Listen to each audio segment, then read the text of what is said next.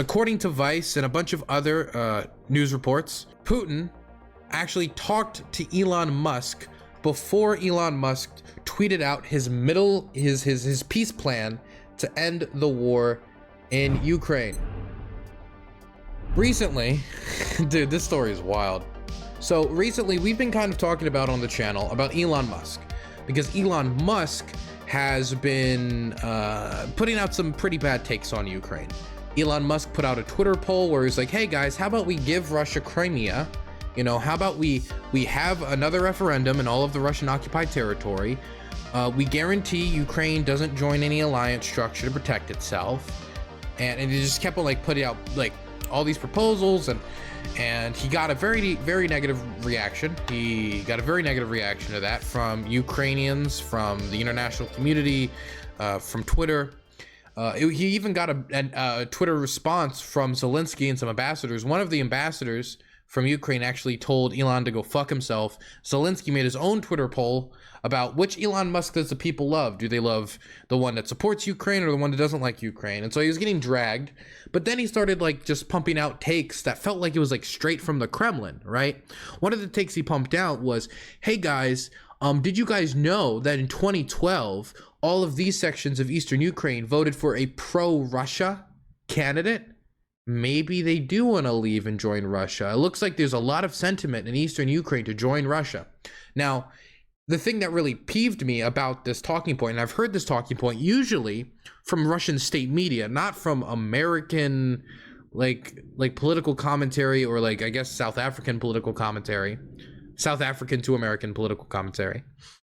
It was the reason that angered me is he's using a 2012 election, not the 2014 or 2019 elections, which had candidates, pro-Russia or Russia sympathetic candidates. They just got wiped out in those elections in both Eastern Ukraine and in all of Ukraine. In both 2014, after the Euromaidan revolution, where Yanukovych's party tried to brutalize protesters, make protesting illegal, killed some protesters, and he was thrown out of office.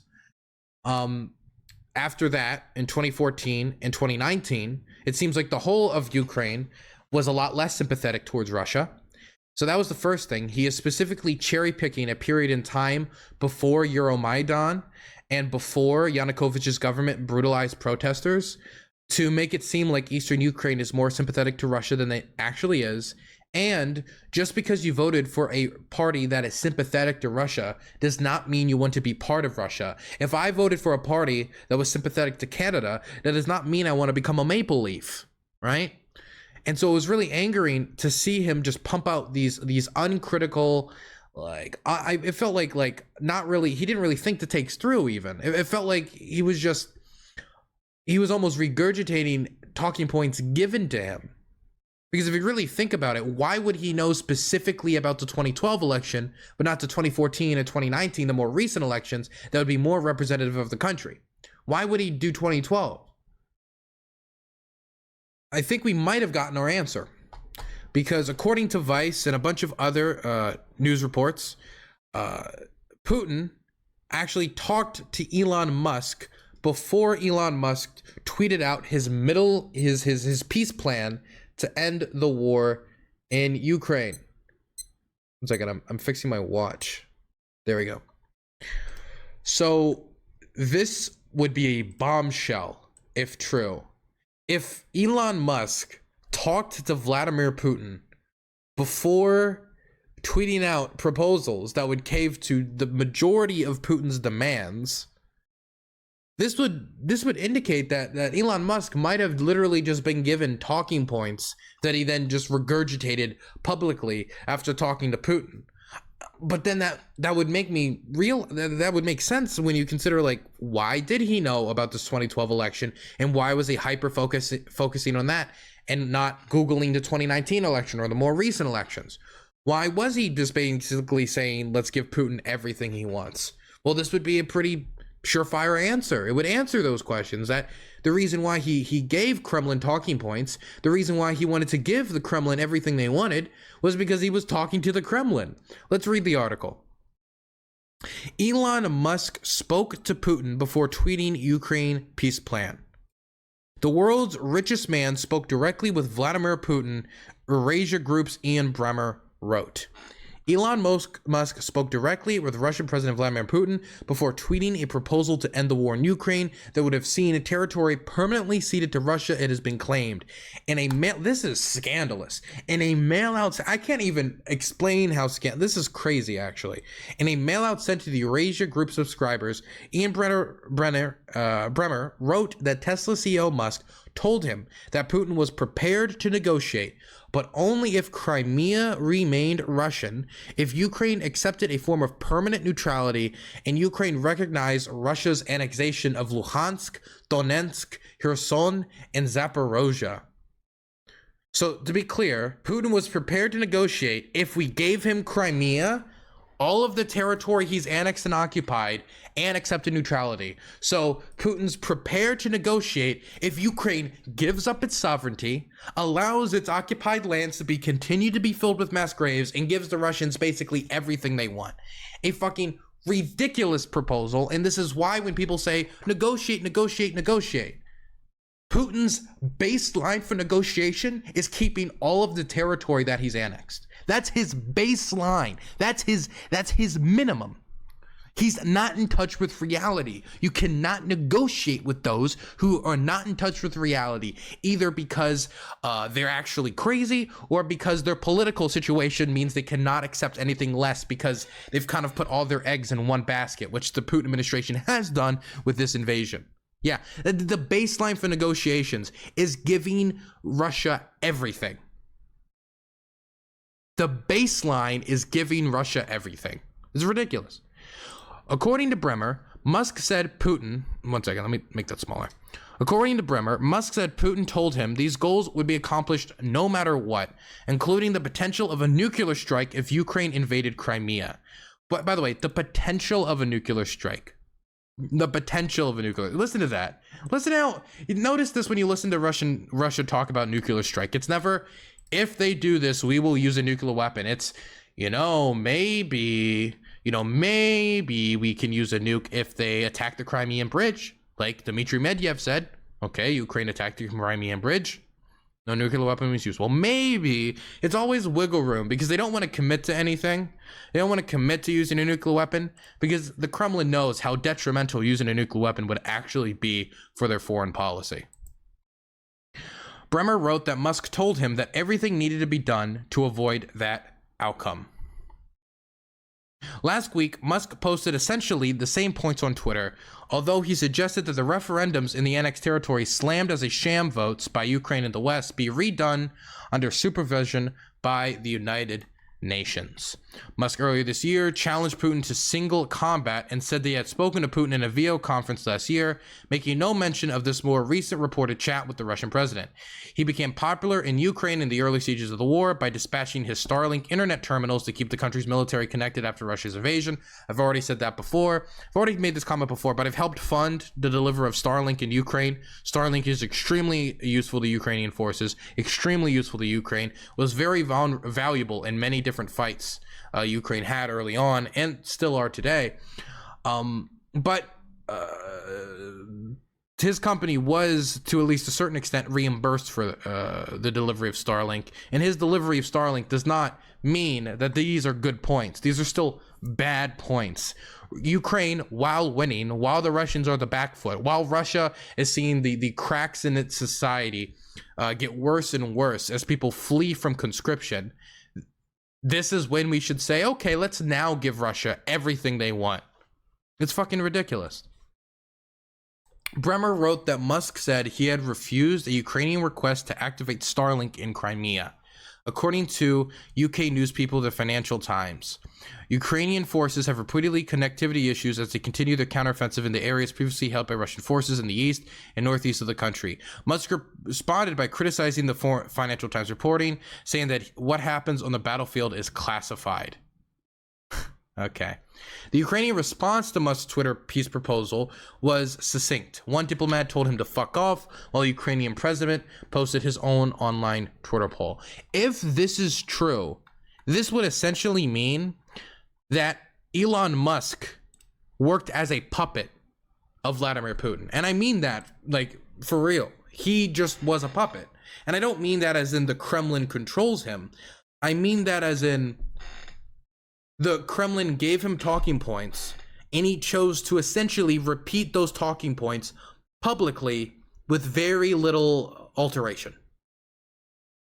Now, I do need to bring this up because people are posting it in chat, and I wanna make sure that you guys hear this from him, because it would be bad journalism if I didn't make this statement.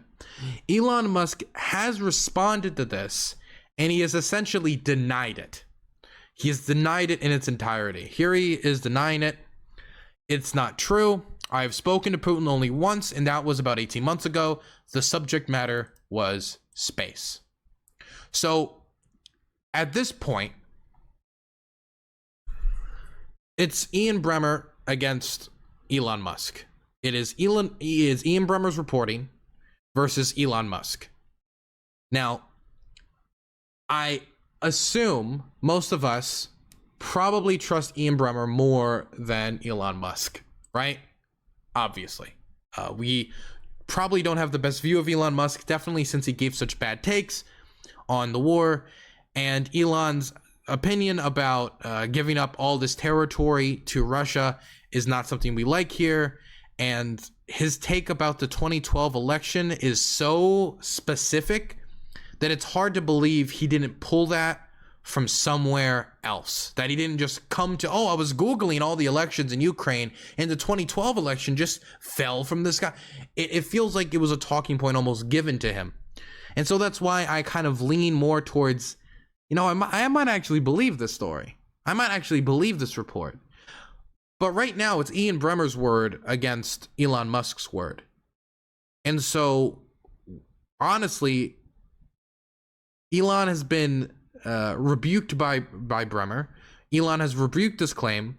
And now the ball is in Bremer's court to kind of like provide evidence. It is in Bremer's court. It's not like this would be the first time Elon Musk has lied publicly.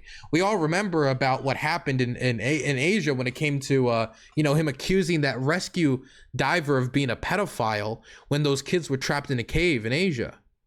So it wouldn't be the first time he lied publicly. But I mean, if Bremer has proof of this, has something to back it up, now would be the time to provide it. Now would be the time to provide it.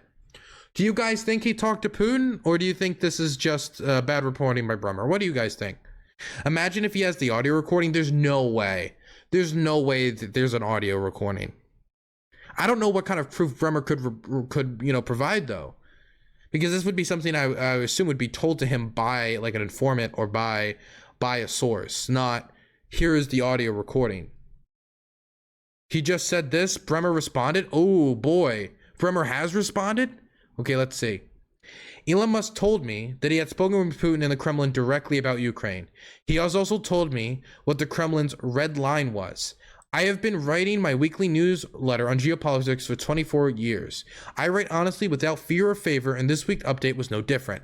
I've long admired Musk's work as a unique and world-changing entrepreneur, which I've said publicly. He is not a geopolitics expert. Okay, so Bremer is straight up saying, Musk, stop lying, you fucking hoe, you fucking little bitch, get out of here. I've been doing this shit for 24 years. You know how to make robots and space shit. You do not know how to solve geopolitical issues. He went in there, fucking smashed his drink out of his hand, man. He went in there like this, man. This is Ian Bremer outside of Tesla headquarters.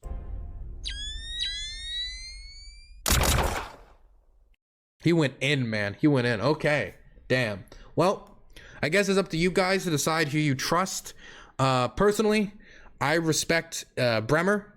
I guess this, according to Bremer, this is basically Ian saying like, you want to know my source, Elon? My source is you, bitch. That is what he's saying here. He's saying, you want to know my source? My source is literally you. My source is Elon Musk. Like, how more direct to the source, to the tap could you possibly get? Art thou feeling it now, Mr. Krabs? Link to this thread, please? Sure. I'll provide a link. All right, guys. So do you guys trust Bremer, or do you guys trust Elon? Like, I mean, I guess all Bremer could do at this point is like provide texts or provide a record that they had a call or something, right? While blurring out like a phone number. Pro Social Spark in the superior DylanBurns.tv site chat says on Bremer 100%. No, trust the piss smell man. Well, I don't trust Elon. Dial 199 Putin. I mean, I would need a record of it. I don't know anything about this guy. Brem, you trust Bremer? True or not, his geopolitics are cringe. True. I guess that is the main conclusion we can have from the story. True or not, the fact that it's so easy to believe that his talking points were given to him directly by Putin while Ukraine's winning the war is kind of cringe. Kind of a keck W.